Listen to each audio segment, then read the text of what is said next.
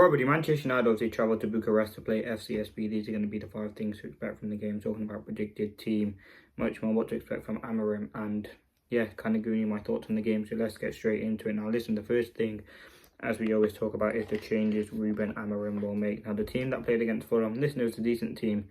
There'll obviously be rotation, but there'll obviously be players who didn't perform enough and they have to drop out. Number 1, Højlund. Højlund cannot start this game. His performance against Fulham was atrocious, like probably the worst performance he's ever put in a Manchester United shirt.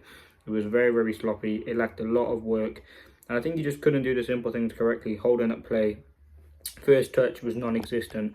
Just the basic things you expect from your striker, Højlund couldn't do, and that's ultimately why I would have him leaving this team. Now, in terms of the next, in terms of other changes, obviously Onana will go to the bench for this one. Bayindir will start. That makes a lot of sense.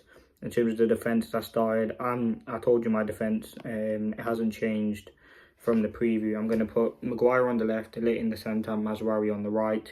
I'm going to go Delo on the left.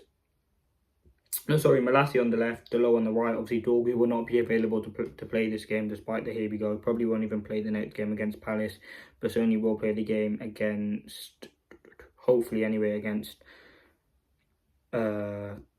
Leicester. That'd be my back 5. In terms of 2 in midfield, I'm going to go Collier and MAINOO. Give Ugarte a rest. He could potentially carry an injury, which is obviously important. You don't want to risk anything further. Probably is a precaution. I believe he has travelled with the squad down to Bucharest. But anyway, I still wouldn't risk it. MAINOO, you want to see him get a chance in midfield. And you want to see him have an opportunity. In terms of other options, yeah, Ugarte did travel with the team, so that is a positive. Casemiro also travelled, so listen, we do have options, but I would go Collier and MAINOO. I think we haven't seen that midfield. I think 2 very young players. You should be trust them. I know it's a big game and we can't afford to lose, but if we are, you can always bring on the Ugartes and kind of shore up the ship. But you want to see Kobbie Mainoo and Collier get that trust that they deserve. Now the 2 inside 10s. Listen, I said rotation. I think I went Eriksen, Garnacho in the previous. I'm actually going to make a change. I think we should start Bruno. And I think I'm going to go Garnacho.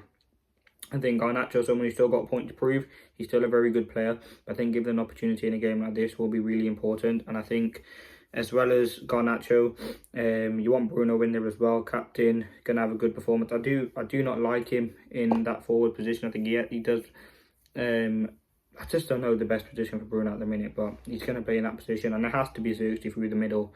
You can't have anyone else really start that position for Manchester United at this current moment. So yeah, that's the team I'd go with. Bayindir in goal, Delo right wing back, Mazraoui right centre back, De Ligt central, Maguire left centre back. I'm going to go Malassi left wing back, Ugarte on the bench with MAINOO and Collier as the 2 6s or 1-6-1-8.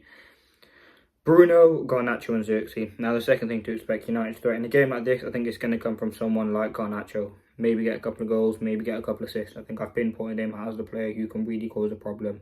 He's a very, very good player. And in games like this, away from home, where against no offence a team that we should be beating, they're in they're lower down in the Europa League. So I think we should be going for this game.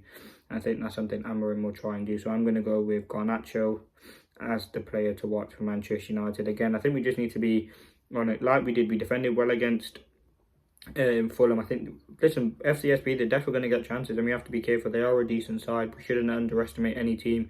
But I think where the main threat is going to come is from Garnacho as well as obviously Bruno Fernandes.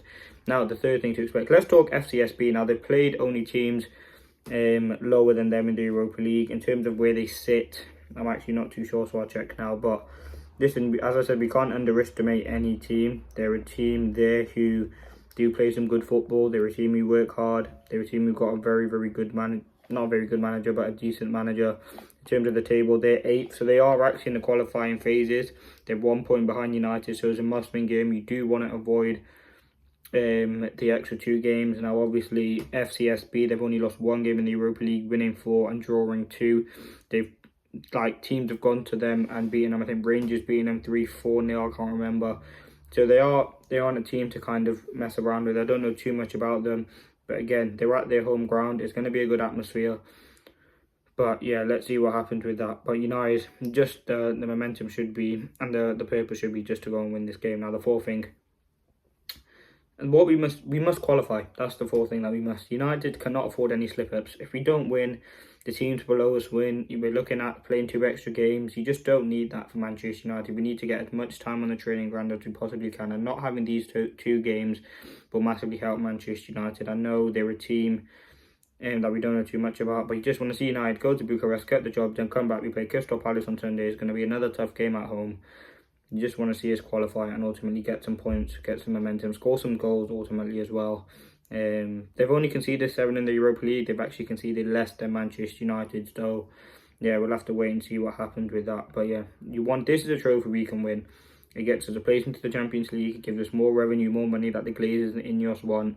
As I said, where we are currently in the Premier League table, we're not going to get European qualification at this stage. I mean, we beat Fulham and we're still like a couple of points behind them, so it just tells you everything you need to know. So that is the fourth thing to expect. Now, the fifth and final thing, the result. Listen, I expect United to win. I'm going to go positive here. I'm going to go for a clean sheet. I'm going to go for a win for United to secure qualification. It's obviously every team playing at once. They are in the Champions League. It is very interesting. I'm excited for the game. I always love watching United games. I think I'm going to go 3-0. I just want to see positive. Maybe get Zirkzee to go, get Garnacho a goal, get some positivity and some momentum thrown into this team, because it has been lacking confidence at the minute. We're scraping win, and you expect in the next couple of games you've got Dorgu coming in. That adds to the attacking depth. We've got Ahmad potentially. I think bringing in the left wing back will change the big momentum of this team. But listen, he ain't playing this game, so let's not talk about it. But listen, this is a big game.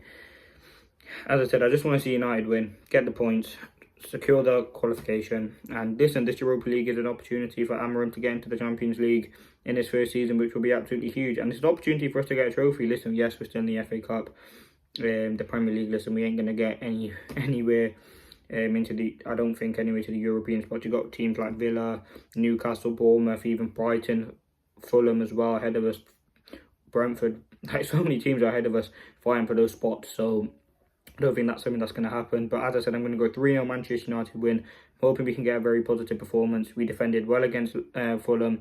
We've got a big performance. Then we have Crystal Palace on the weekend. We've got a couple of days off. Then we play Leicester in the FA Cup. So big games coming up. This is a game, as I said, the games that you expect United to win, we don't typically win. So I'm hoping this game will just be a typical game. You go, they get the performance, and that's ultimately something. As I said, changes, rotation, but ultimately the main thing I'm looking for is just Ruben Amorim to get a result on his team. If we slip of this, honestly, it will be an embarrassment. But let me know your thoughts. There's been the 5 things to expect. Obviously, the match reaction, all that stuff will be coming after the game. But yeah, huge opportunity. You want to see a rotation. I want to see Ugarte get a rest. I want to see Collier come in. I want Amorim to trust these players. You get Zirkzee a start, maybe get some goals. I think he got an assist. Was it against Fenerbahce? He got an assist. So listen, just get some performances. Let's see what happens. I mean, as I said, the Europa League should be a trophy. United are trying to win, because you look at the teams in there with no disrespect, we should be able to win in this. Thanks for watching.